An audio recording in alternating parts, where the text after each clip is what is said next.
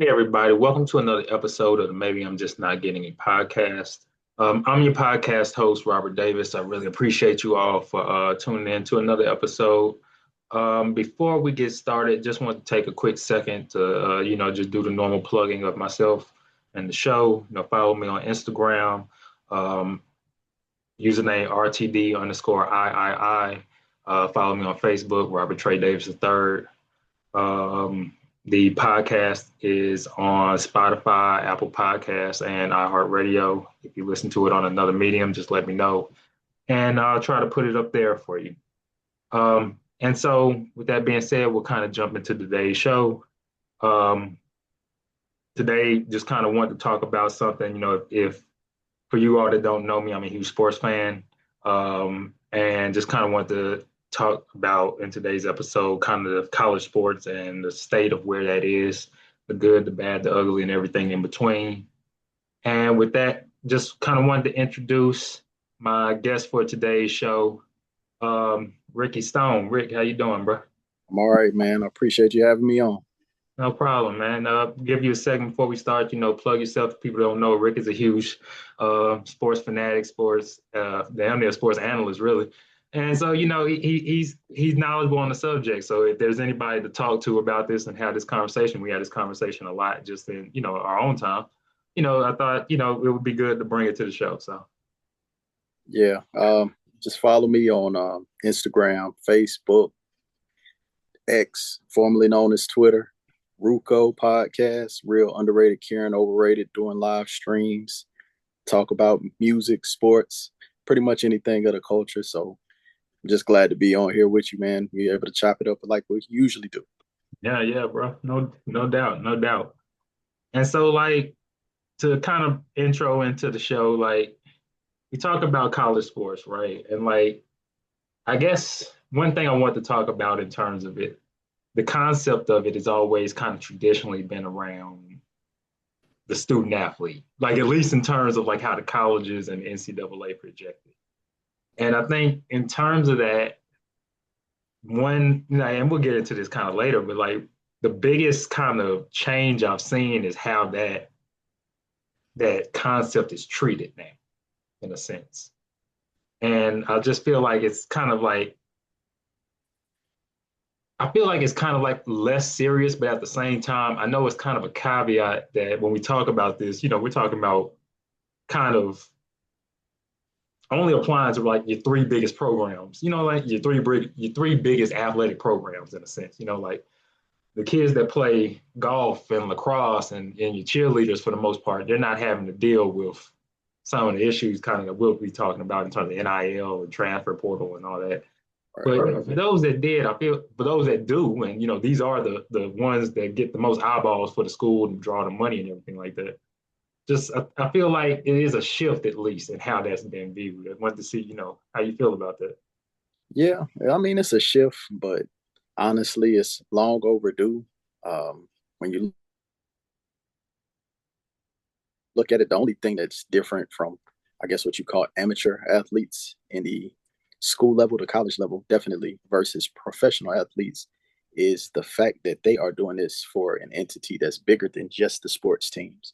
When you look at an NFL, NBA, MLB, it's the team, and then it's the league, and it's pretty much them. So what they're doing for the team and the league, they're able to profit off of. But when you're in college for so long, these student athletes, men and women, were just products of the university, not even the team, just the university, because you have alumni, you have people who love the school, people who live near the school, people that work for the school. It's a bigger base than just people who come to the games. It's people that support and donate to the schools. And a lot of that money was just going back into the schools instead of these athletes that risk their body, their mind. It's a physical, mental toll year round, keeping them away from friends, family, and a lot of the opportunities that other students are presented with, they could not get legally because a lot of that was deemed illegal. So, I mean, I think it is a change, but just navigating it has always been a tricky part. I think that's why powers that be have been so scared to adapt this, but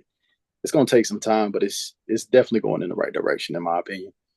I feel that. And like you kind of went into one of the things I want to talk about in terms of just like intro and into this is like these issues aren't new.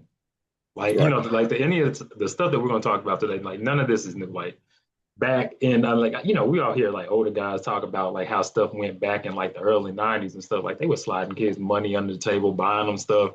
Like all these things that we talk about in the news now, like, oh, these kids, they're getting like all this money and attention. Like that was happening then. It just, the infrastructure was different, Hmm. you know? Like, and so I think that's always a change in how it goes.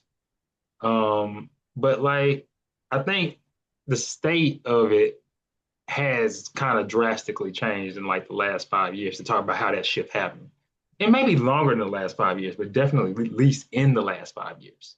Right. Like, and I think that's like with the introduction of like NIL, COVID, the transfer portal, um, and I think just the overall shift in like how academics and how these schools are looked at.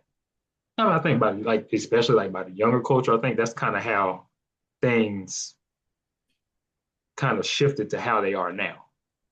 Um, but I do agree with you. I mean, I think the biggest thing is that comes from this has been that like the student athletes can now get like they can get their own share. They can get an equitable share of kind of, well, I don't want to say equitable to a degree, an equitable share of kind of like the revenues, and they can also create their own opportunities, like you were saying, where they wouldn't have had that chance before. And so I think to your point, the schools are still profiting. Obviously, they wouldn't be doing this if they wouldn't. But that's the biggest thing.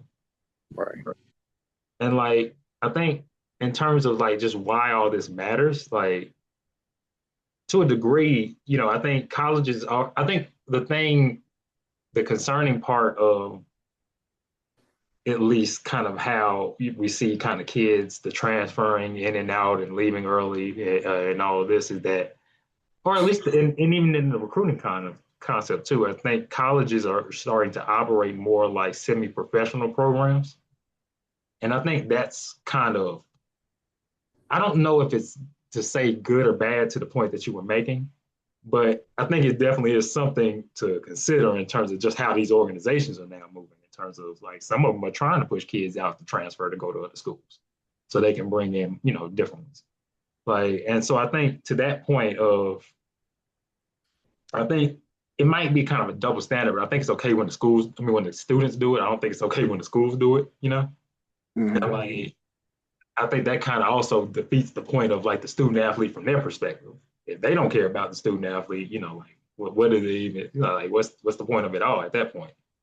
Yeah, and that's something that you just have to look at, and a lot of us as fans and outsiders really just have to get adjusted to, because if we're going to look at it, allowing these student athletes to profit and prosper off of their achievements on the field and courts and etc., then the schools have to operate like these professional teams and these franchises. So, hey, if this athlete isn't performing, or this athlete doesn't want to be here, or they are not bringing pride to the university and our programs, then we have to look for options of maybe we can kind of get this kid to go somewhere else, or everybody's paying these kids now. So it'll be easier for them to leave if we're discipline them per se. And of course, that's a tough word to use when you're talking about earning money. But I mean, even at a regular job, there's things when you're getting paid, they expect you to do and they expect you to refrain from doing. So when you're in these programs and they're not satisfied, that's something that's going to be a little sticky, but you have to realize that they expect a certain level of performance and professionalism. Yeah. And again, with college age kids, that's a really steep slope to go on. No, I agree with you. I mean, I do think it is. I think it's naive to think that there's not a contract to a degree involved in this. Like if you're there at a school on a football scholarship, then you're expected to perform at that level for them. And if you don't perform at that level for them, they just the point that you're a student there won't impact them from like at the least just revoking your scholarship, or you off the football team. They might not put you out to school, but you know what I mean. Like, so I definitely understand you to that degree in terms of like it can't just all be one sided in favor of the students in that regard. Um, and I think another reason to talk about why this matters is I know to a degree we mentioned earlier, like it's always been to the point of different. students have, or these high level athletes having like a lot of fame and notoriety around them. To a degree, it is. We're seeing some that are having more, and it's to a degree that I do think it's at least, what's the word I'm looking for? Is they're having a lot thrown at them with little infrastructure to kind of control it. And like examples like Kayla Williams, like you making 7 million in NIL, and I know his father and them have kind of a plan, so he might not be the best example of this. But you have a lot of young men doing this. Like they're making 7, 10 million more than they would off their rookie contract if they even went into the league. And I do think, for these young men, where some of them don't have, it's not that they're not making good decisions. Some of them just ain't at that level to be making those decisions with that sort of money. I think it is Right. I don't want to say good or bad, but it is something that matters, that you're having more of these young people in these situations where they have the chance to make these, everybody ain't going to just like, oh, I'm investing in the community. Oh, I'm going to make sure my mom and my family good. Like everybody ain't doing that. How many kids going to go out, buy a Hellcat and race it 70, 90 miles per hour down the nearest highway like half the Georgia football team does every year? You know what I mean? Like, so, like, what I mean? But for real, like, so, like, I think that's part of, the good and the bad of it. Like, Yeah, and then and it takes another onus onto the organizations and the schools. I keep saying organizations because I mean that's how they have to operate. yeah, But for I real. mean, you can look at it. I'm pretty sure you saw some stuff like this when you were in college, and I did as well. Like some of these athletes can't even take some courses because Right. of the attendance policy or You're the work restricted from that's certain yeah, programs. Yeah. exactly. Like you have to do presentations or group work and you're never there. And Hmm. like for instance, I was in a class and the professor flat out said, you got 3 absences in my class this semester. If you know you're gonna be missing more than those, raise your hand. It was an athlete in the class. They had a brief conversation. I caught back up with him and he was like, yeah, I can't even be in this class because I know I'm going to miss more than that. So you have to flip that around. Like you said, a lot of these people don't have the experience with that money or with that type of decision making. So then you have to look, if you mandate something like study hall, or there are professors on your faculty that are going to pose difficulties for athletes because some of them are doing that just to kind of weed out something to make it easier for them. But these are people who are working for the university just like the professors are, whether they Yeah. like it or not, because it's a bigger scale and obviously they get more notoriety.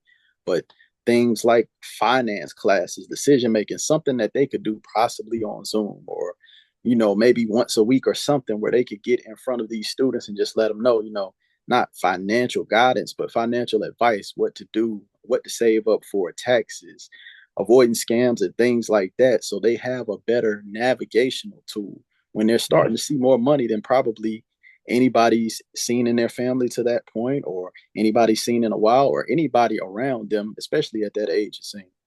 Yeah. No, definitely. This ain't like, oh, we just funneling you, $10,000 under the table or something like that anymore. You got a kid that can make 2 million flat from an independent, third party contract, not even with the school. Yeah, Right. but I feel like to your point, it's still some ownership on the university to provide, like, so, especially when your job is to be shaping young people's minds. You know what I mean? Like Exactly. you have financial literacy classes within the university because you have a business program. Every single school does. So I'm sure, you know what I'm saying? I'm sure those avenues, it's not even something that they have to create. I'm sure that they already exist. Like, Right. so it's just putting that in front of them. I agree with you. And like, I think another reason like this matters is to this movement. I guess these current shifts that we've seen, and I don't know how it relates into like with Trump and I guess regarding of how he regards like them as being employed or employees or just students of the university. But like aside from that, this has been reflective of like a power shift, I guess, in favor of the students. And I mean, I think anytime there's a power shift, I guess like usually they try to take it back. That maybe what's trying to come now to a degree. But like, I think that's another reason this matters is that we have seen like this is like the most massive power shift that we've ever seen in favor of the students, And I think that's just something. that why, this impact, why this movement has seemed to revolutionize just like everything around college sports to a degree is because it's the most notable change we've ever seen in it.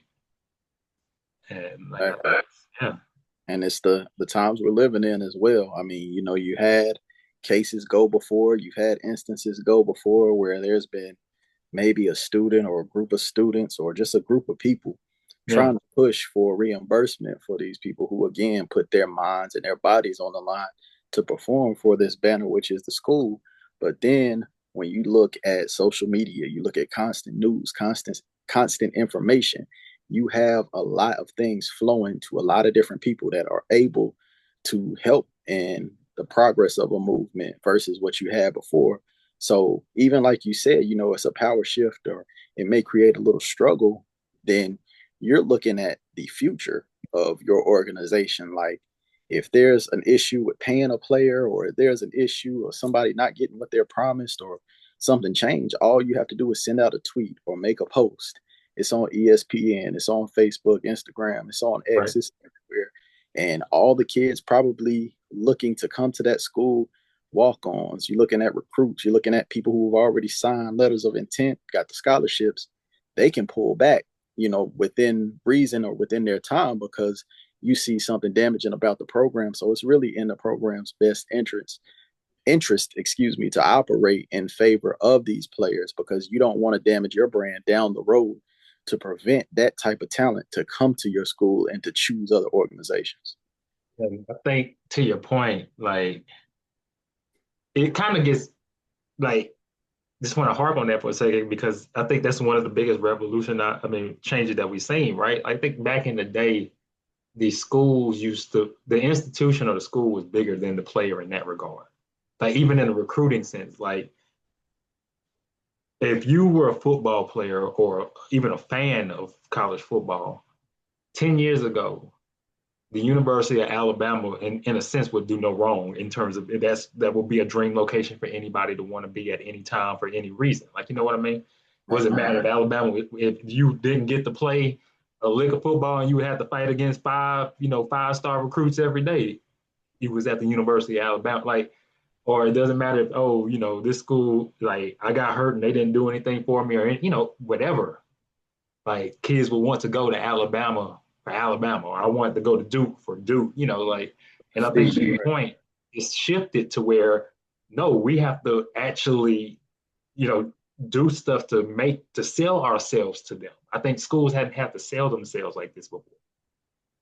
And so man, that's definitely I think a big change in that, like Definitely. Yeah, like you said, it's a lot more. You can't even, sit the same people down that, your parents or your grandparents might have grown up watching as far as like coaches or whatever.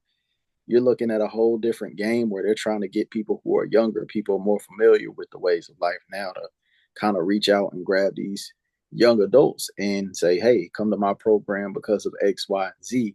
But your X, Y, and Z might not be the X, Y, and Z they're looking for in terms of where am I going to spend 1 to 4 years of my life? Or, in the case of basketball, especially a 5-star recruit, you're there for maybe 9, 10 months, if that long, and you're mhm. traveling half of that. So what's going to make me stand out from the rest of these programs that all have the same thing is going to be that NIL. And then it's like, how much are we willing to cut to make this specific player come to our organization?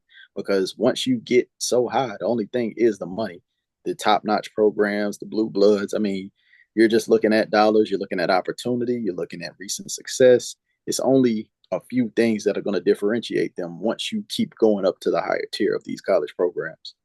No, definitely, bro. And like it's it's definitely not it's definitely gonna there that's definitely the way that they have to differentiate themselves for sure. And like we know that I guess that this industry is one of the biggest in the world. It's $1 billion industry. It probably trillion, honestly.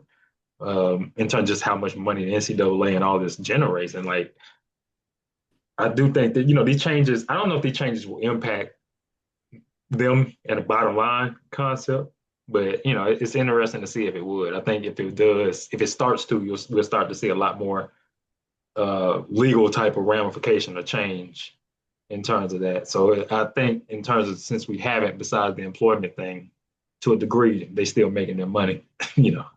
All right. But to talk about just some specific examples, it's just some things that kind of changes, I guess, in terms of we seen. You know, one thing that I know I talked to you a lot about that I've always had an issue with is like athletes that are in like the super seniors and like athletes in their sixth, seventh, eighth, ninth, 10th years of eligibility and stuff like that, or guys have been, oh, I've been playing, you know, college basketball since 2017, and I done played 6, 7 collegiate seasons now, and like I know part of that was due to COVID. In part, you know, a lot of COVID kids get injured and it compounded, and a lot of that is getting kind of aged out. You know, a lot, I guess that generationally, you know, just phasing out now. But I do think that was something that was very jarring, at least for the time. And I'm hoping it ends, but like at least for the time, I thought that was like I don't I think it takes away from the concept of college sports when you have a 26-year-old quarterback. Right. Like, you know, like even if what's the guy that played for Utah now, ain't that the same thing with him? And he's coming back next season. Like at a certain point, like I think you got to draw a line somewhere. Like if you've been playing, if you were hurt for 3 straight years and you just start playing now, do you really think that you're going pro at this point? Do you think they're going to take you, you know, thinking about your injury liability? No, like Yeah, and it's tough because, like, you look at walk-ons at college, you can look at these 4, 5, 6, 7 round draft picks, especially for the NFL. You know, the MLB has numerous rounds, so yeah, you said a lot of these guys have been playing college competition, so a lot of times they will age themselves out if they're still playing. And as far as the NIL, like a lot of that money is going to the guys that are only going to be there 1 to 3 years, especially right, depending on the sport you play. But those guys that have that extra eligibility are pretty much doing it for the love. I mean, unless they're a hometown kid or there's somebody that's put up crazy stats, like you're either going to go and make money in your professional sport or you have a degree and that grind is just too excruciating to continue for next to nothing as a college athlete with age. But you got to look at more so how much do they love competing in this arena versus the money, because the money's not going to be there for them as far as the NIL. It's going to be more so in the league. But like you say, that age, especially in the NBA, I mean, they're still trying to talk about getting high school students to be able to enter the draft after they graduate or after they finish their senior season. yeah, So a lot of these guys have to prove themselves on that pro level with going overseas or playing in developmental leagues or playing in leagues like in Canada or Mexico, in different places that are not up to what we see in the United States as far as our pro league. So it just takes a lot of time and a lot of grind. But I mean, the ones that can do it, power to them. They can be journeymen, they can be roster fillers, and they can make them honest living, because all of these guys, once they make it to the pros, I mean, they get paid pretty well. oh So yeah, maybe a second, third string that's reliable, just depending on the position.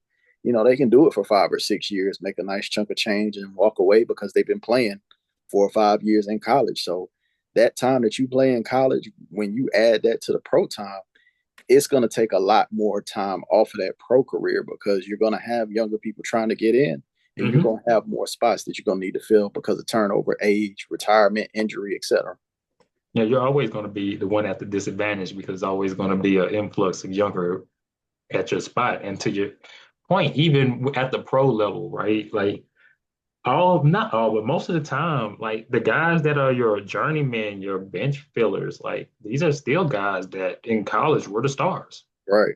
Like like most of the time it's not the bench warmer guy on even on most of your college programs went like he went into work. Like you know what I mean? Like or he went played overseas. Like and I think there are very and more so for basketball than football. But like I think there are multiple arenas where even for those guys that are doing it just for the love can still express or show that. I question if NCAA sponsored arenas are the appropriate place for it. Yeah. But I do think there are, you know what I mean? Like Yeah. At a certain point, you gotta hang it up. I get you. Yeah. Like I do think like yeah, like if you want to go play overseas or go, even if it's in like Malaysia or something, I feel you. Like just if you want to keep hooping, but like not against 19-year-old kids that are trying to live that dream themselves. Like because your success is really screwing them. Like you know what I'm saying? To a degree. Not yeah. But Because I mean, it helps, I guess, when you look at the sport. Like, because in basketball, you look at these guys that are 24, 25, 26, you playing against 18, 19-year olds. If you're a big or you're down low, you're supposed to be more physical. You're stronger than them. Your body's yeah, developed. You're supposed to dominate them. But if you're looking at something like football, I think the NFL teams are really willing to take a gamble like that because if you're 26 and you come out and say you're a quarterback, yeah, we're gambling on that. We may have to give you your rookie contract and a second one, and we're drafting mm-hmm. your parent, or we give you one, and you just fizzle out, and hey, we can go on to another one because there's going to be, especially quarterbacks, every year.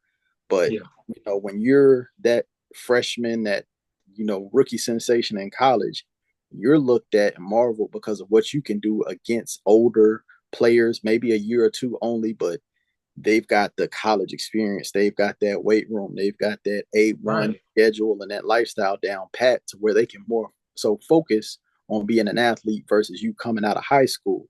But when you've been doing this 5 or 6 years, you're basically a pro in college. So it's not that awing. And unless you're putting up monster stats, it's not going to get you drafted or not going to get you to stick on a pro American professional team. I agree with you. I agree with you fully. And like to shift a little bit, like another thing that we've seen, I'll get off the older athletes. I don't want there to be an older athlete listening to us and be like, yo, these guys really just trying to shit on me. Fuck them. Like, you know what I mean? But I mean, but it's real though. Like, how realistic is your chance at this point? But whatever. Okay.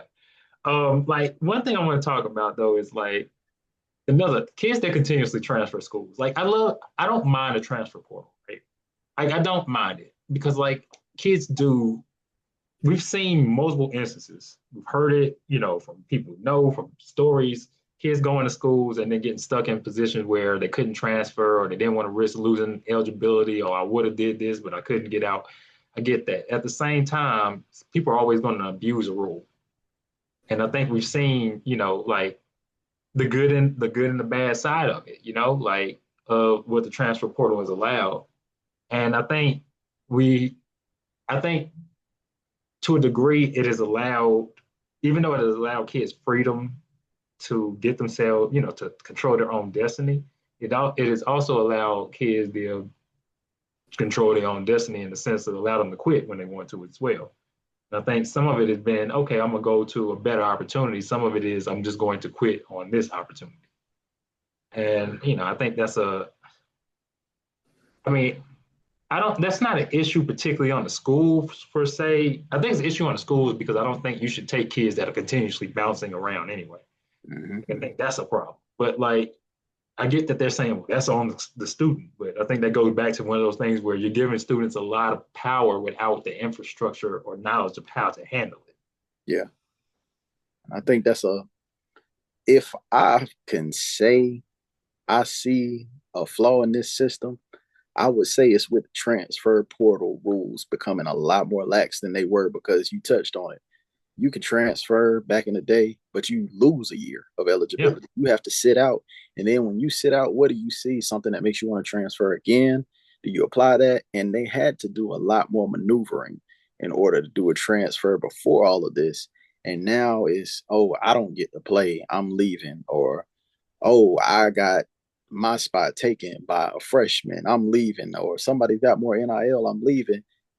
What do you look at as far as, well, are they bringing eyes? Are they bringing fans? Or do I just want this talent on my roster, even though they show early a lack of commitment and dedication to the grind? Because, like you said, if you're just going to jump from school to school, it's people who have done that before. It's not new, but it took a lot more. It took your time, took time away from you playing, probably yeah, earn a pro resume to get drafted on. But now you can just leave. You can go in the conference. You can just play just immediately. You out. don't lose any time. So that's probably the one big downside I see personally. Like one example, I won't forget this because like I remember watching it. The What was the kid from the school that Patino coached now? Was it St. John's? Yeah. Like the kid like in the tournament, like where he was having a bad game, and I guess him and Patino got into it, Yeah. and Patino benched him, and I'm hitting the transfer portal, and I'm just like, yo, y'all were the number one team in the Big East. Like, where else are you going? You know what I mean? Like, I get there's like in the hierarchy, there may be a bigger school, but like you're at St. John's. Like, if y'all win out, you're the number one team in the nation. Like, what? You know what I'm saying? If you play well, like you're as good as anybody else where you're going to go. Like, what are you transferring to? Like, off of one game, you was cool with him before. Like, Yeah. And then I with get them stuff being might be so bubbling young, behind the scene, but you feel like, really? Like, yeah, and with them being so young, like when they transfer, they can tell you anything in the media or have somebody make a post for them on their socials. You really question what they're transferring for, even if they tell you otherwise. Like him, I mean, he can craft any kind of story that he wants, but I mean, everybody saw, everybody watched, they talked about it during the game. yes. Why is your best player benched? You got to look at a coach who's been doing this for decades, who might be out of touch with the way these kids feel emotions now, their pride, and people that watch them and talk to them and talk about them versus, well, I just want to compete in a different atmosphere. I want to change. I wanted a fresh start. You got benched in the game. Yeah, your coach should have not done that, but Yeah. you're leaving because the biggest game, potentially your last game of the season, you're looking at draft stock, your coach benched you. So, I mean, it's a he said, she said, it's a war of words. And you're looking at the kid and they're already getting a shadow cast on them because it looks like they can't stay in the fire when the heat gets hot. Yeah. So I get to your point. It's a different way of how that forecast is on him and just the Right. negative side of that. And like another thing to a degree that kind of just an example that we've seen and just I think this is wild is that multiple examples that and I think the WNBA well the I don't know if it's as big now because I think a lot of the desire not desire but the hype around college women's basketball besides the tournament has kind of died down now that it kind of they get Paige Buckers as well like it kind of now that she's gone as well but like I think that was like the last of like the big stars that people were looking at. But in the days of like when Caitlin Clark and Angel Reese were in college and we're looking at, they were making off NIL like five times as much that they would make, in their first year in the league. Caleb Williams making more than he would make it on his rookie contract. Most kids making more than, Shador making 30 times what he's making on his rookie contract in Cleveland. Like, I think that's it's a crazy concept to consider. It's rational in terms of like the business side of what we're looking at, but it's a crazy concept to consider when you're looking at some of these kids like money I'm making off of outside of just like school like money Angel Reese making off her modeling deals, whereas more than she was going to make as a WNBA player, and Yeah. I think that's wild. Like you know what I mean? Like that's crazy for a young person. Like it's not like crazy like they shouldn't have that ability. It's just crazy like that's a crazy concept for them to be able to control within their own destiny at such a young age. Right. And I think that shows another layer that a lot of people don't think about because you'd be foolish to think that these pro leagues and these college, at least the conferences, don't work together. Maybe some of the universities have a tie, but when you give an athlete that type of money early and they're not even professional, you're going to see do they love it enough to make it their profession, to make it their life, be serious about it. Because, like you said, if you're going to make more in college playing on regulations versus you going to a league and getting your first deal to potentially earn another one and see more money than you'll ever see, it's going to show you have the possibility of fizzling out. You don't have the desire to make this your life and commit to this profession. And I think that's a underlying thing that people need to look at because when you see the WNBA, they had, I don't know if it was a rule per se, but it was pretty much a standard. Like you don't enter the WNBA draft unless you're a senior, unless you've completed school. They would maybe talk about the really good players leaving after their junior year, but I mean, to make, what we would consider quote unquote regular job salaries to play professional basketball with the struggles they were having early on in that league versus being in college and making 2, 3 million. And you're looking at athletes like Juju Watkins and Hannah Hidalgo. Like, there are still players in college making a good amount of money more than their WNBA I counterpart. forgot about Juju. You're right. Yeah, yeah. Like these commercials, I mean, you see them all the time. And even if they're hurt, what do you gain from going to do that professionally? And that's your whole life versus you got a little bit of a social life. You have people that adore you around and you're making money. It's kind of hard to leave. And then once you make that money, is that something that you're willing to keep doing? Yeah, I think it provides players the ability to be the different position of like, hey, fuck this. I ain't got, like, at any time, like, I think a lot of older athletes sense like, oh, you don't have the desire, but I think it's that the desire doesn't really have to be there in order to succeed anymore. Like it Right. used to be, you had to have that to succeed. Now it's not as much in certain positions. Yeah, because that Like, was the gauge of success, that money. But now you can get it before turning pro. I mean, I've done what I wanted to do because a lot of people want to play the sport to get paid. They don't even love it. They're good at it. They can train, yeah, and they got championships to don't make it. mean as much to everybody as people I think it does. Or Yeah, winning in a sense. Like, that doesn't mean as much to everybody as I think people do. right. And like, one thing that kind of, I was going to talk about sports betting, and I still do. Like, I think that's a dangerous thing, especially for kids. Yeah. And I think this is more generally just every across the board. This is for all student athletes at this point. I think that's like, I think sports betting and sports, I think it's naive to make sports betting accessible to everybody and then tell athletes, but don't bet on sports, at least not the sport you're playing. And then tell young kids, especially with all the money that's flying around and they think they can, especially how just we've seen sport in the general sense coming outside of sports for a second. Sports betting is impacting, like, especially young men at a very hard rate in terms of almost being like not a scam, but like young men are throwing their finances away at this. And like, Exactly. I think with all of those factors involved, that's a dangerous thing. We're seeing, I mean, even my alma mater, A&T got caught up in that with players. This past season, like, and I think it's going to see more of it. How Hmm. could you not? How could you not tell a kid at a, Division 1A school, he don't have an NIL deal or anything, like that? Like, hey, you find a way and the way that it's done to a degree is so sly. It's not like, oh, miss all your shots or something like that. But like, hey, you find a way to not play enough minutes so you won't get, 7 assists in this game or something like that, or take yourself out early.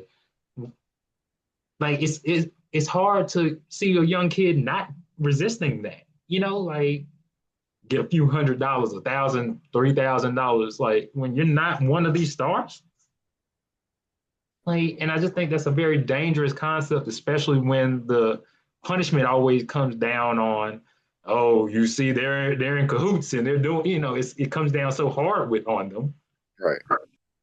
I just think it's setting kids up to fail to a degree. Yeah. And a lot of things these older adults don't understand. College itself, not just the sports, college is still a grind. So Yeah. when you're a walk on, or maybe you're not even a walk on, maybe you're a scholarship athlete year 2 or year 3, and you've had some success. Now it's freshmen and transfers coming in, taking your minutes, taking your NIL. You may not have that money. You may not have that notoriety and that fame because they were cracking down on athletes for free pizzas and tattoos. These people, like the Ohio State scandal a while back, these guys put their bodies on the line. And because they were giving away their championship memorabilia, their jackets and their rings and stuff, they got tattoos. And you're telling me that that was illegal? They're bartering something that they earned. They went out on that field and they earned. Right. And you're not going to be able to say all these kids can because, like I said earlier, when these kids can't take these classes, these young adults can't take these classes, they can't go get jobs. They can't do other things like maybe be in commercials or do some signings or public appearances because they don't have that schedule that's free to do these things to keep money in their pocket. So they want to still hang out with their friends or be around and go do things If they don't have the money, they're going to resort to a way to find it. And when you got the players that are making NIL money and they have something other than a stipend or meal credit, they're going to try to find a way to flip that into sports gambling or, Hmm. funnel some money elsewhere so it's not followed back to them. I mean, they're making it kind of like a laundering thing because you want to make sure you got some money. And if your teammates got money and you don't, you're the odd person out. So, I mean, it takes a lot of fine tuning from these organizations and these players. But like I said, the older adults have to take more of that on their shoulders because these are young people who have probably, in most likelihood, have never seen this amount of money. So when you put that in their hands and they have the power. So you may have the backing, but you got to make sure these are the type of people that can handle that. And if they're not, kind of guide them to make sure that they can be with enough focus and enough help. Yeah, no, definitely.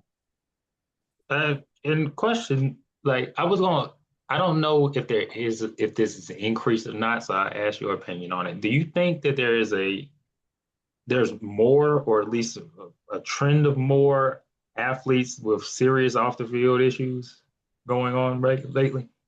Because like I've seen to the degree, I guess we've seen instances of more grievous cases, Mm-hmm. but I don't know if it's more. You know what I mean? Because guys used to get pretty dirty back in the day. Like I don't. I honestly think it's plateaued, but with NIL just starting out, it's gonna spike. Mm, Because you saw guys got in trouble for having cars, but now the dealerships that sponsor these universities and they put money in their pockets. Okay, you legally got a car.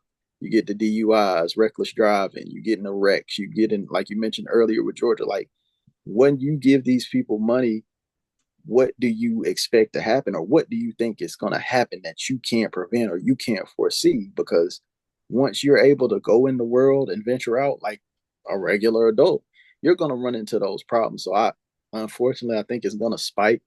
But right now it's kind of calm because I don't think anybody wants to be that person that puts a dent in the NIL armor because they're going to be like, oh, such and so back in 2025 got his NIL and he got in all this trouble. So you kind of leave that to the professionals now. But I mean, with it being so young, it's not really anything a lot of people want to get caught up in my opinion. I think, yeah, I think the young man Lacey, was it Karen Lacey at LSU? That's one of the worst examples of it, I think, Yeah, where you can see like a young man who is, and I don't want to say it's NIL influenced because again, young men been speeding in cars forever, right. but you can see how like the general concept of would he have had the car if it wasn't money that hurt, you know what I mean? Like, and to see just like the concept of probably his mental state after that and seeing like your whole dreams so close to like the culmination of it all coming together being dashed like that because of just like a reckless mistake and like and to see just how that all ended. I think that's one of the things to the point of like where you know it's like nobody wants to be like, oh, you got to look at it in like the worst case scenario, but like that's where some of this shit goes. Like, you know what I mean? Like, and like I think that's just to the point of where the schools have to be aware of that. Like to the point of like, hey, you do have to talk to these young men and women differently, or at least in terms of some of the stuff that they're going to be facing. Yet, like you know, with the access and the power that you have and the media that you have, I mean, the media presence that you command and everything, like things are different. And I think it's just like with that, I know it's almost unfair to put that on these young people, but like that's the situation that they're in. Like, Yeah, that comes with it. yeah. And like one thing that to switch a little bit off of, I guess, a more serious topic. Well, I think this is just as serious. I think it's just more lighthearted. The concept of I call it like the great retirement, but a lot of old school coaches getting out, like a lot getting out. Like they say that they can't deal with these kids, they quit. They say they can't deal with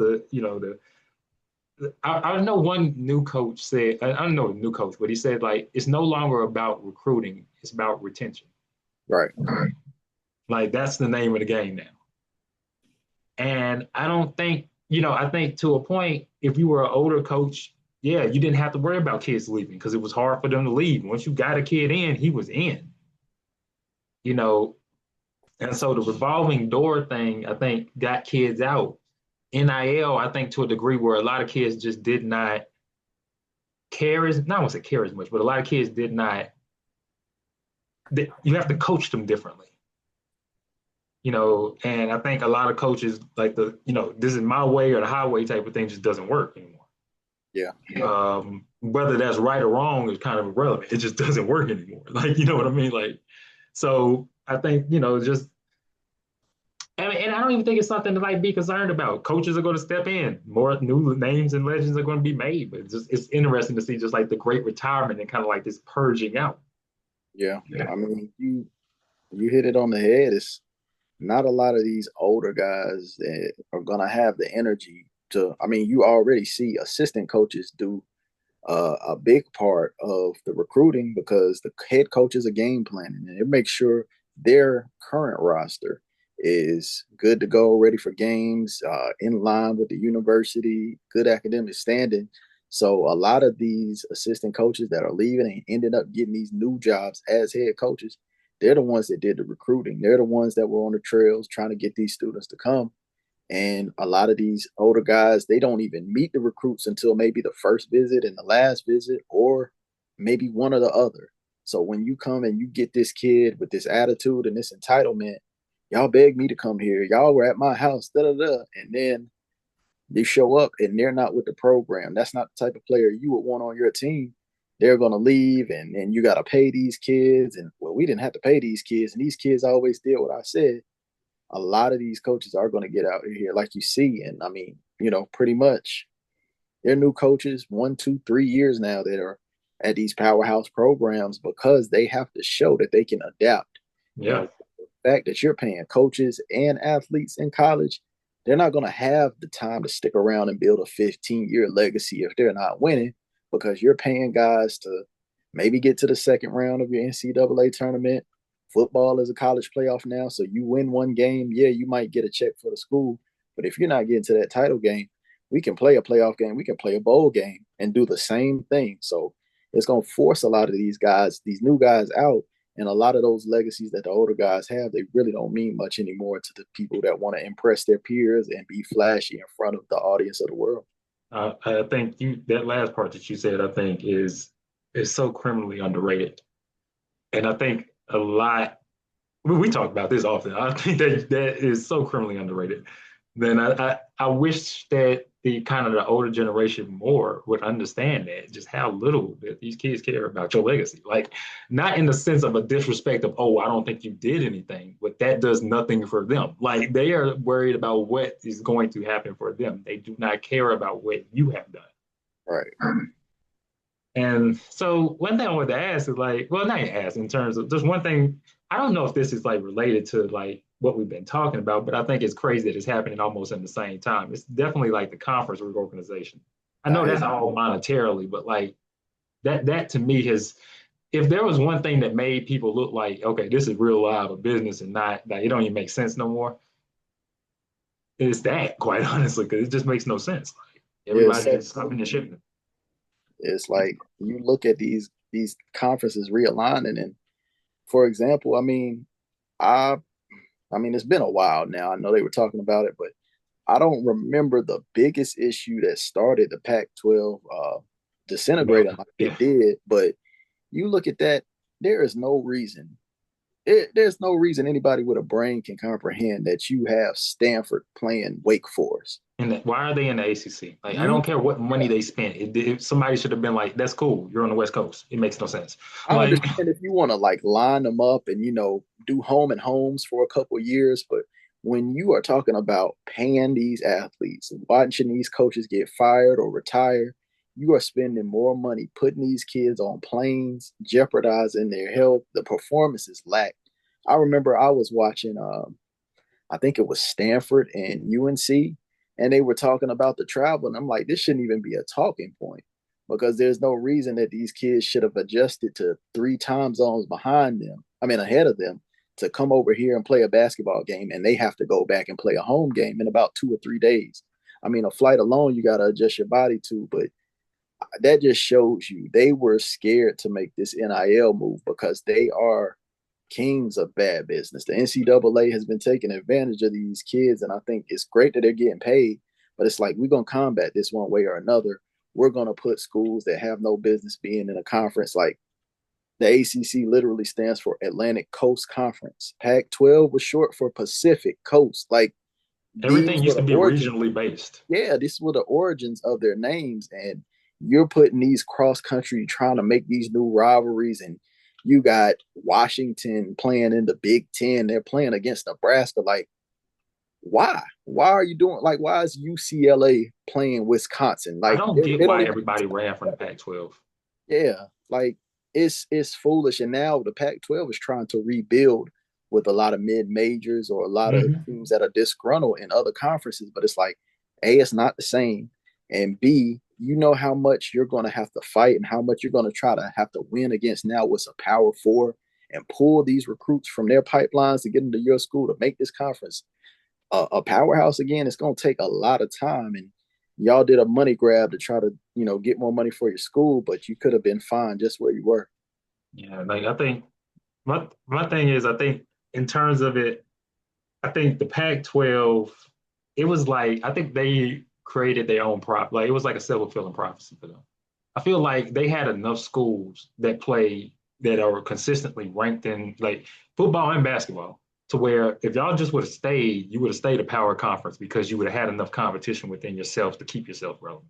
You would have your Washingtons, you would have had your USC, your UCLA, you would have had your Colorado in their years, you have your Arizona States, you have your Arizona, like you have Washington State, like you have enough to keep that going. You have Oregon, like you know what I mean? Like you have enough to keep it going. Cal, like but I think, that they just fulfilled their own prophecy with that. I think the Big East, when they made the shift from both, well, I can't say when the shift, when football lost focus for them, I think they went into panic mode long term. Like, I think they went back to, it always was a basketball conference, but for a while, they were respected in football.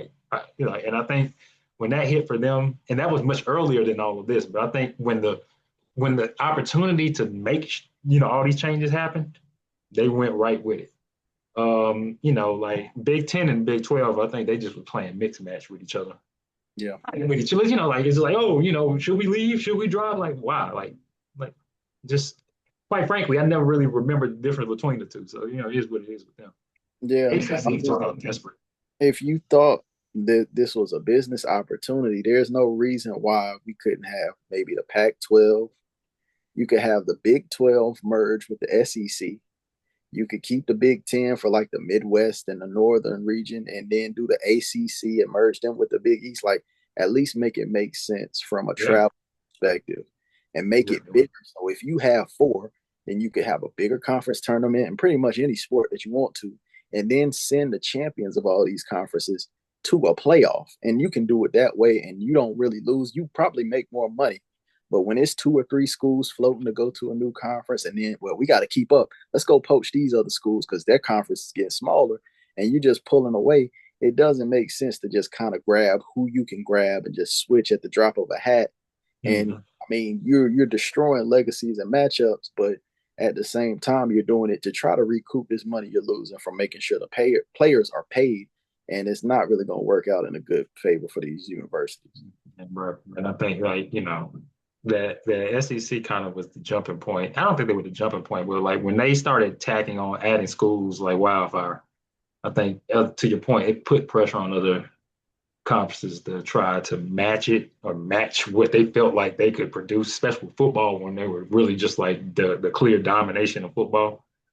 And they had their own, when they got the television network and they were being advertised, when they were having their games, at least two SEC games every Saturday on national television.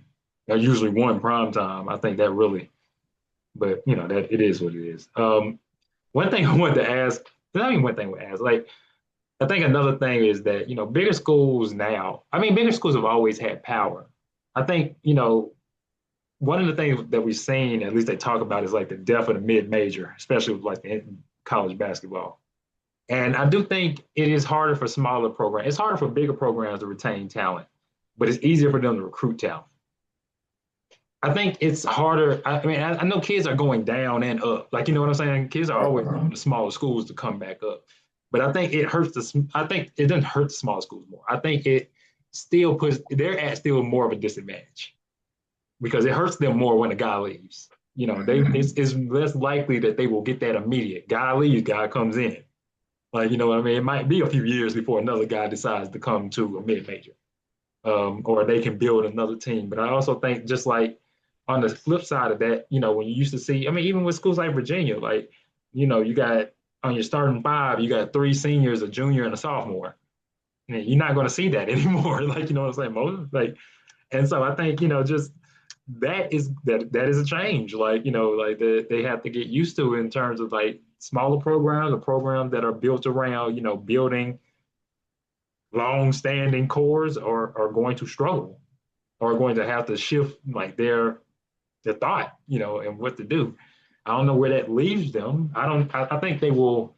I mean, I don't know. Like, I don't know if like with the tournament we'll see like number one seeds every year just because they can bring in mix match whoever they can to put up a good team. But like, it is going to be harder, I think, in the ultimate for these schools to compete. Yeah, yeah, it's gonna present a challenge. The ones with good infrastructures in place with their athletic programs, their ADs and their coaches and the support staff that they have to help these student athletes, I think they should be okay because they have like an expectation. It's not like a brand new school, like say, back a few years ago when Florida Gulf Coast was making noise in the tournament where they're adapting to that fame and that notoriety. A lot of these schools, they're kind of gonna benefit. If I play in Wisconsin and somebody took my spot, I don't want to leave. I'm from there. I'm gonna go to this mid major here in state. I know I'm a player. I'm better than anybody they have, and I'm probably better than anybody they've had in the past 5 years. So, as far like you say, it's gonna be hard to get that talent, but if it's guys that want to play or girls that want to play and they just want to be able to showcase their talents, they're going to get these people because a lot of these people are going to fizzle out or these people are going to come take spots. And then, we talk about the students leaving. What about the students that are forced to leave because they lose their spot and they go somewhere else and they thrive? And that person that took their spot is not really helping the university and they end up leaving. You're not necessarily going to get that player back. We've seen some Right. people leave and come back. I mean, it's very few, but a lot of times if you leave again, you're not going to go back to where you left. You're going to go somewhere new. So just as far as them being able to, thrive, it's always going to be tough for a mid major because of the resources. But as far as like just them elevating due to NIL, I mean, I don't think a lot of the good ones are worried about that, but the ones that are kind of hanging on a thread every year, they're shaking. They're definitely scared of the future. Definitely. And another point of it, just like we see things like, developmental leagues. That's the point we kind of touched on earlier, D leagues, overseas, your semi-pro leagues. Like these are also, I think, for kids that were college from the concept of, like getting the education or degree and all that stuff was not their intention, which is cool. Um, I think those also present other avenues, you know what I mean? And like just I think that's also just another contention that these, I don't know if it's overly large, but it is another contention that these programs had to deal with that they didn't have to deal with in the past, at least. Right. Um, but I think that just to talk about the shift a little bit, to talk about just I guess some of the concerns and some of these we've already kind of harped on a little bit, is that the concerns that I guess I have or I've noted from this is just like I think some of these programs do have to ask themselves kind of where they see themselves going or what are they about. I think, we talked about like the concept of like the student athlete and I don't need like it, you have to define what your position is on that to a degree. Like what type of athletic program are you going to be? I think a lot of them now are kind of waffling between the kind of concept of like, oh yeah, we're all about student athletics. We're all about like student performance and making sure these, we're graduating kids and all of this. But like, you can't if half your team on the basketball team is transferring in and out or they're one and done. So like if you're serious about winning and that's what you're going to say, we're going to put out we're going to make sure we get kids in there and they're following the academic rules, but we're going to make sure that we're winning. Then I think that needs to be the emphasis of the program. And so I just think that's part of it is just like it's just not clear from a lot of programs at the moment. Like, what are you really about? Like, Yeah. And then, me personally, as far as college basketball, I'm a Carolina fan. I think that's a perfect university to kind of put a microscope on because, yeah, you know, uh, the probably about basket 20 weaving years, classes and yeah, all that stuff. you putting in these classes that just give them a GPA because half the time they're not going to be there, and it's a lot of stuff you can't grade if they're not participating, but they're competing for a national championship. Hey, let's go ahead and pass them. But even with them, the rivalry with Duke, you said earlier, what kind of program are we going to be? Carolina's not putting a lot of star pros, top 10 picks in the league right now. Duke seems to have a first overall pick in basketball every other year. They just had one this year with Cooper Flag, Yeah. and their whole roster, I think they went 4-10, and they have one more guy in the first round, and They're then they have, putting out kids like wildfire right now. yeah, and Carolina's not winning. Carolina's not putting out anybody, so they're kind of in flux right now. But I mean, for your fan base and that rivalry and the local, rigor, they're just, oh well, Duke's not winning anything either. Duke doesn't have to win anything when you can tell a kid that's coming to your school, we got this laundry list of players that are in the league with max deals, that are superstars, got their own shoes, got 9-figure deals. Like, you don't have to worry about winning, especially when it's a rivalry and they're close. I think it's 6-5 in national championships now in Carolina. Just won one not too long ago, so they just broke the tie. So it's kind of hard to see, programs that don't have that defined spirit. Like, even with Coach K gone, if you go to Duke, you play well, you're highly touted, you're going to the league. So as long as you got your head on your shoulders right, you got to play that Yeah. and you can go. But at Carolina, are you a team player? Like, they just lost a guy, Ian Jackson, I think his name was. He was a guy that was highly touted, but Hubert Davis really didn't play him, and they didn't win. So if I'm not getting paid big money, if I'm not winning and I'm not playing, why am I here and I don't get to showcase my talents? I'm gonna go to. He went to St. John's, I believe. I'm gonna go to a St. John's where the coach is gonna let me play and do what I need to do instead of following this old school prestige that doesn't get us anywhere. Yeah. I mean, I think you touched on something that I think is very important. Winning looks different now. It's not always winning on the court. It's winning at your program. And I think that goes back to the athletic program defining what is it that they're about. And I think you bringing up Duke and Carolina, I think to your point, is very spot on in this, just in a night and day type of operational scheme. Like, Duke is shown like, yeah, we might not be winning national championships in the sense of like, but they went to the national championships. So it's not like they're not successful. Right. But at the same time, the program is drawing Obama at the game when Zion is there. They're selling out the arena. They got kids camping 3 days ahead of time for tickets. Like you said, I mean, first, fourth, 10th in the draft this year. Like they almost every team got a kid from Duke on it. Like, yeah. So kids want to go to Duke because in the sense of like what we were talking about earlier, where school can sell themselves, Duke is one that is selling themselves at a level to where they're one of the rare ones to be like, we're Duke. Why you want to come? We're Duke. Kids were like, I'm going to Duke. Why? Because I know what Duke can do. Like, and so I think, that concept of winning looks They don't do a lot different. of work on those recruiting visits, I guarantee you. No, they don't. And like it looks different for kids. And it looks different for these programs. Just because you win the national championship doesn't mean that you are the most successful. Like Cincinnati is going to have, well, not Cincinnati, sorry, Houston is still going to have trouble pulling in kids over other programs. Yeah. Not meaning that they're not going to get kids. They're going to get kids at the University of Houston.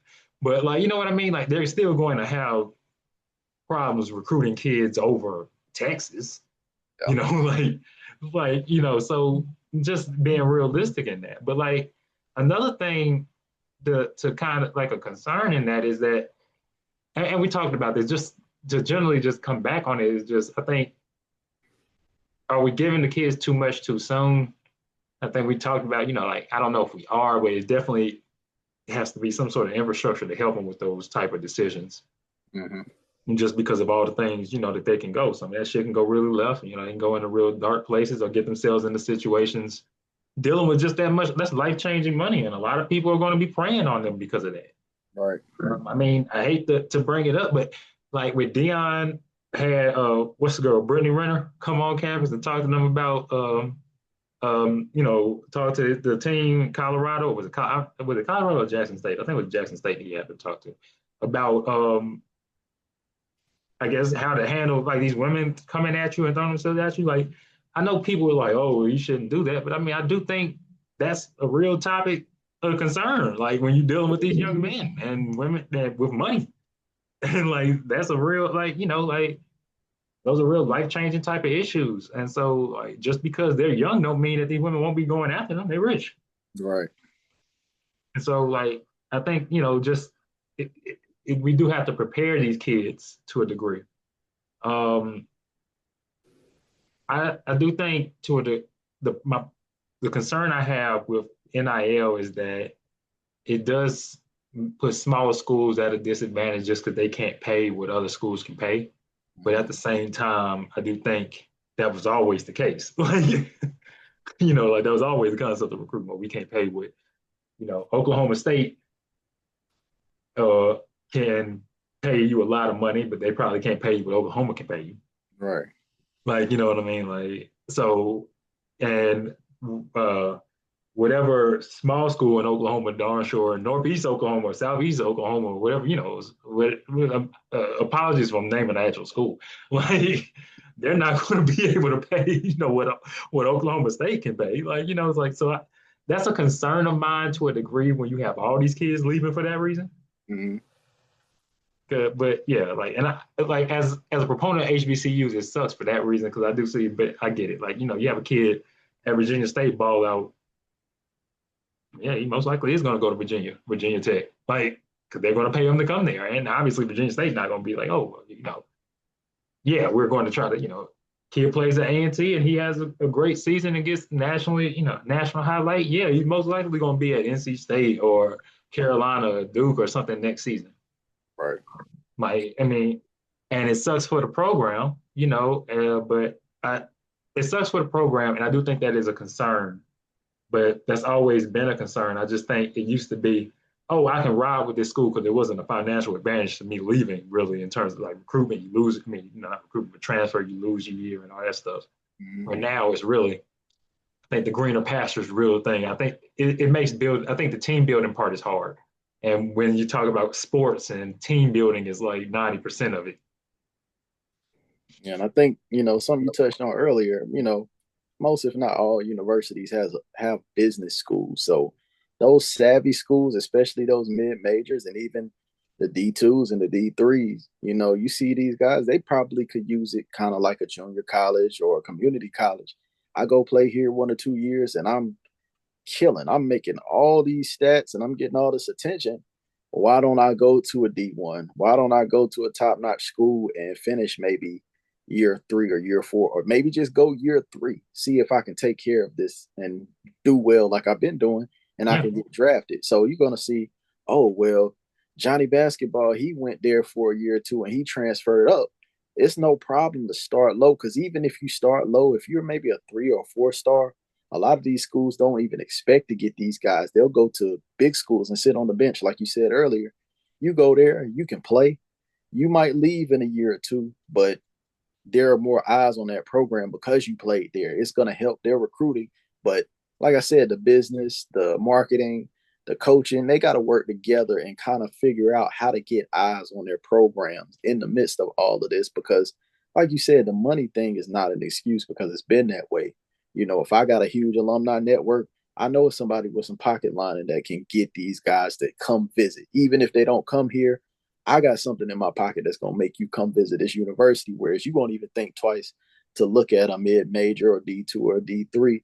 So you're going to see a lot of people flourish in the sense of business, in the sense of community, and just in the sense of success. They want to do a lot more to help their university and hope that they can keep their jobs and sadly move on to greener pastures. Because if you can build up one of those small programs to be anything close to the big ones are going to come get you with the same things they do for the students and pull that money out. Mhm. One concern I have is I don't know what the NCAA, like what they look like going forward in terms of their regulations, in terms of like in my employment, I've had to do NCAA related reviews before. I've had to look at, like their manual and how schools have to comply with that. Athletic, that's what the NCAA makes about. Sorry. But like some of that shit is ridiculous. Just being honest with you. And like hell, we've seen stupidity in terms of like, coaches, recruitment violations, guys, wins getting vacated years after the fact, all this stuff. And I see all of this getting worse, quite frankly, when they start trying to go back and rule check and check boxes on a lot of this stuff. And I wonder what what they as a regulatory body look like, or just how they're going to handle this, because it seems like they're scrambling behind the eight ball to try to figure out some way to curtail this. And I just wonder what that looks like when they finally do it, like, and just how that impact, that fallout is going to be. Yeah, it's gonna look like the conference is breaking up. Yeah, Mark Emmert stepped down, however you say his last name, because all of this, just like the coaches, it's a different playing field. It's a different generation. So, I yeah, mean, are you gonna sit there and pay somebody to nitpick over all the schools? Are you gonna pay those litigation fees, get those lawyers, and retain those attorneys? Get all of the people that you need to make sure you have fine tooth combs to find out every little detail is being followed how it's supposed to. It's not realistic. It's what you want to do, but I don't think they can. So when you have the conferences getting TV deals, when you're working with something like the FCC and you're in every home and you're on airwaves, you kind of get that money, and it's basically going to turn into an expectation that you have somebody to make sure, oh, we're not putting this guy on TV if they're not regulated by us, or we're not making sure they're doing everything right. But yeah. as far as the NCAA as a whole, I mean, that's in my eyes, that's a big reason they didn't want to go this route, because they knew it would take their power away. So, I mean, just watching them crumble is probably a dream of a lot of retired athletes at this point, but I think so. I agree. it's long overdue. I don't think they're going to gain any sympathy. No. Like, I don't think they're going to gain any sympathy from anybody but like the businesses and those in control, like in the control of the situation. But for the people, for the students, and like for former athletes, student athletes, no, and they're not gaining any sympathy, because the NCAA as a recruiting body has screwed a lot of people over. I mean, as a regulatory body, I mean, coaches, players, programs. So I can definitely see it, that being the case. And like, I think to a degree, another concern, and we talked about this to a lot of point today, is that just we see some problematic trends arising with students, and I think we talked about that. I think that is a concern in terms of like just excessive transfer and gambling. I think some of the things that come not. I think in the terms of an academic body and not being serious about academics, I think that is something I've always like. What was it, Cardell Jones? Like I came to school like what is the study football? Like we were majoring in football or something like that.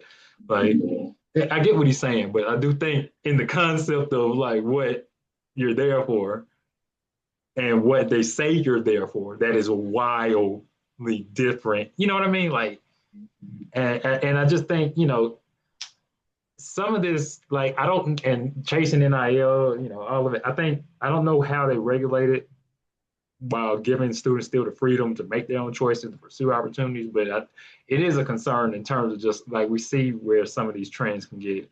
Some of these students are following to some like dangerous trends, but that is their trend, their decisions to make. I think. Um, and then I think you touched to this point a little bit in terms of like Duke and just with winning looking different. Like college sports seems to, in my opinion, it seems to sacrifice everything for money. Like everything's about making more money, more than any other leagues that I've ever seen. Like more than professional, quite frankly. In the sense of like, it almost seems like programs sacrifice winning for money. Like, and I I don't know where it stops. You know, like I don't know, like if you're a program like you will let kids go, you'll cut, coaching that puts you at a top tier. You cut programs or resources that will put you at a top tier, so you can make, save some dollars or do something like that, or you are willing to leave a conference that would put you in a good standing every year because you want to make more money by going to a different conference. Like I swear to goodness, Oklahoma is going to be like, in the SEC. Like that's a prime example. Like you go to a conference where you got to fight every week, fight for your life every week, but you didn't want to stay where you could be. I get the big fish in a small pond, but you're still a big fish. Like Right. I think people forget the big fish part. Like you know what I mean? Like, but no, you would rather go to the big ocean. So now you got to fight with the bigger fish, and then get mad when you don't get any shine.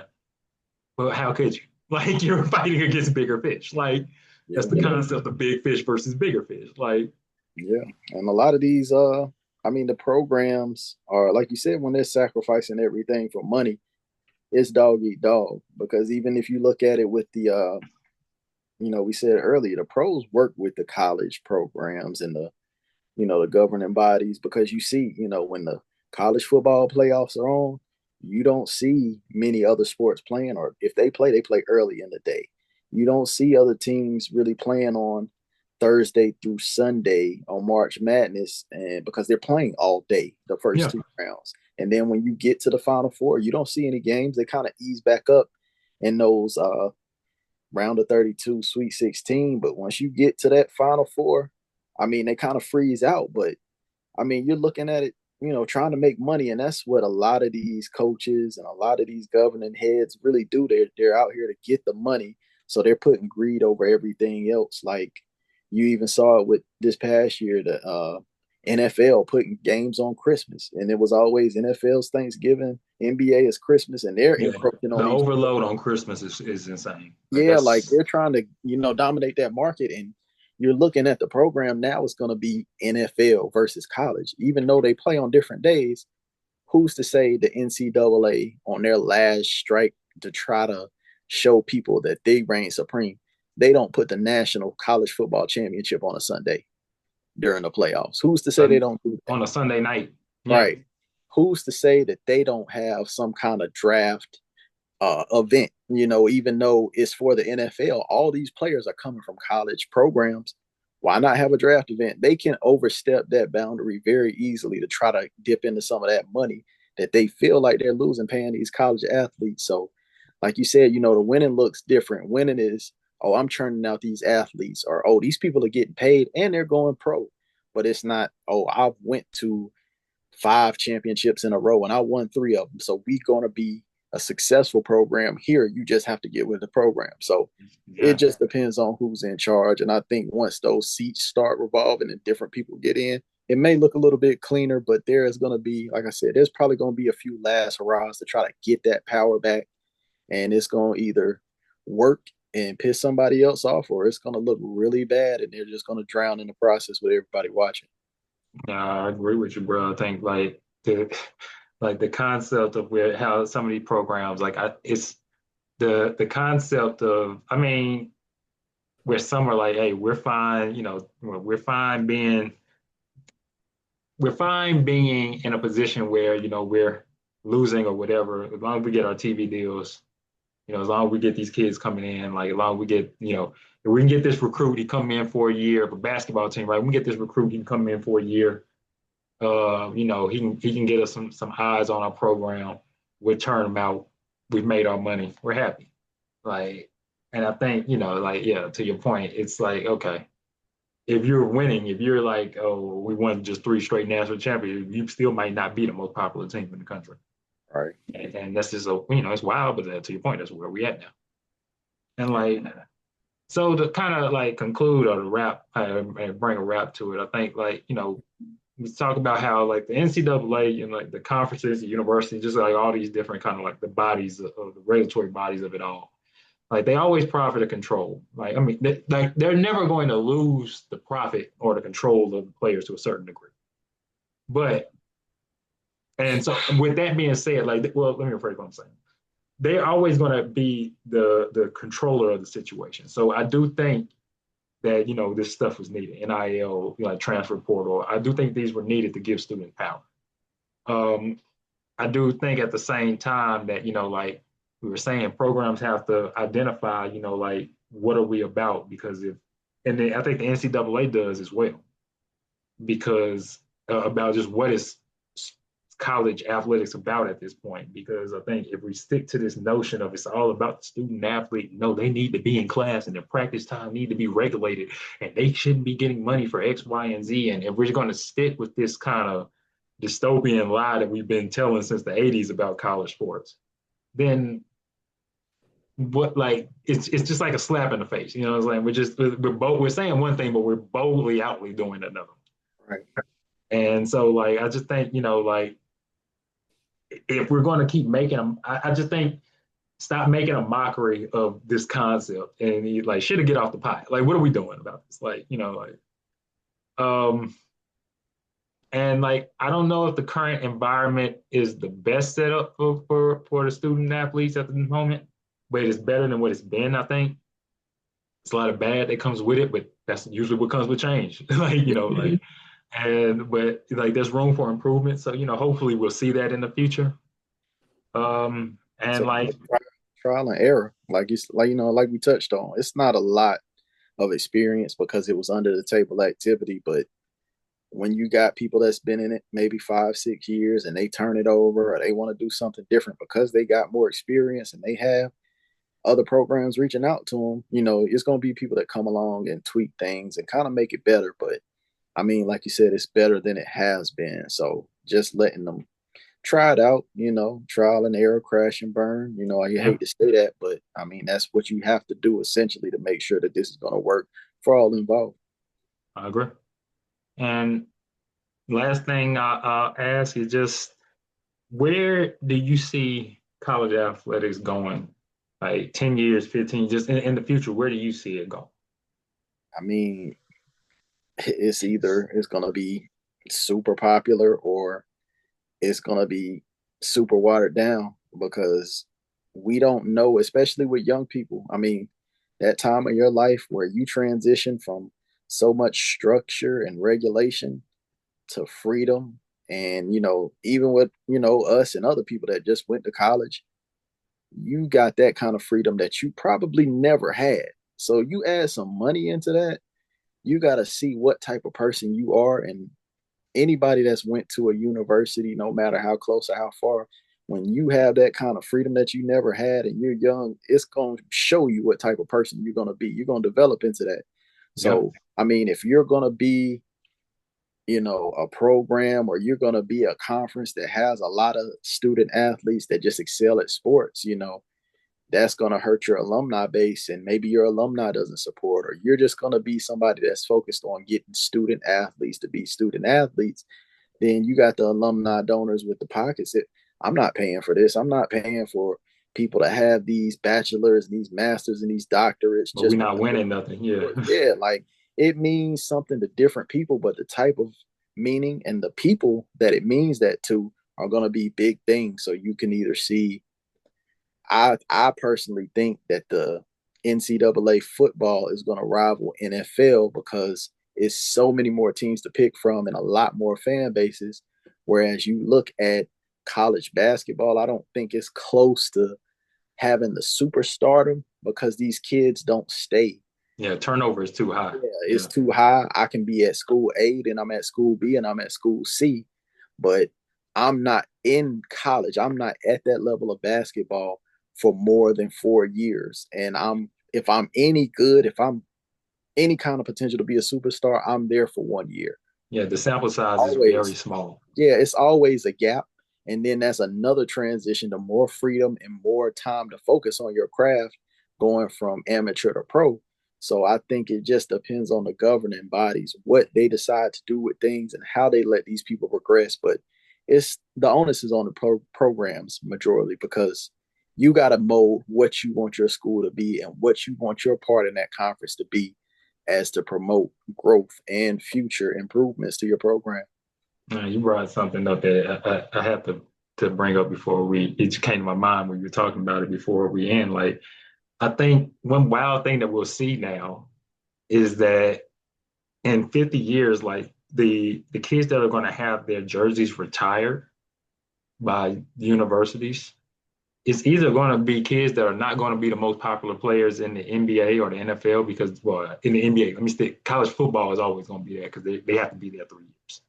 So they're going to make their impact at that program. They might transfer, but they're going to make their impact. Well, maybe with transfer, maybe not. Um, maybe with the transfer portal is different for college football as well. So yeah, let me bring that back out. We're going to see like a lot of schools like where the players that they're hanging in the Raptors are either going to be kids that were there without a large sample size to really say that they're the best there, or it's going to be kids that were there that made their name at their school and weren't like and aren't like the stars of the league. Like, Duke is not going to be it's going to be interesting to see, is Duke going to hang Kyrie Irving's jersey from their Raptors? Are they going to hang Zion Williams jersey from their Raptors? They're going to hang Cooper Flag jersey from their Raptors for 1 year to look at? I mean, maybe so. Like, you know what I'm saying? Like, but it is an interesting concept to determine, because the kid that'll be there all 4 years that might probably break the school scoring record probably ain't gonna make the league in the way that we're looking at it now. You know what I mean? Like, be a 4 year senior, Yeah, who probably determines ain't that making the league. prestige going forward? That's a big question. Like you said, you got a lot of famous guys coming in and out of Duke, but they're there for 1 year. When you're looking at guys like Nolan Smith and other guys that have played in Duke 3 or 4 years, and it's like, yeah, they didn't blow big in the league, but they are still impactful and they're still loved by Duke and their fan base and their community. So it just depends who's in those seats 10 years from now and however many years you choose to look forward. Yeah. Well, I appreciate it, man. We've been chopping it up for a minute, so I Sure. want to say just to everybody, again, thank you for tuning in to the Maybe I'm Just Not Getting It podcast. I'm your host, Robert Davis. One more time, just to plug myself, follow me, Instagram, RTD underscore III, Facebook, Robert Trey Davis III. Again, the podcast is on Spotify, Apple Podcasts, iHeartRadio. So yeah, appreciate y'all. Rick, give you the last moment, before we sign off. Hey, man, I think this was a very important topic. I mean, it's going to be talked about ad nauseum going forward because of how people are, how older people are, how younger people feel. But hey, man, I'm honored to be a part of it and had a great dialogue today, man. And bro, I appreciate it. Anytime, man. Anytime. Have you on. We got to have you on the show again, bro. Yes, sir. Definitely. Well, look, I appreciate everybody tuning in. Catch y'all on the next episode. All right, out.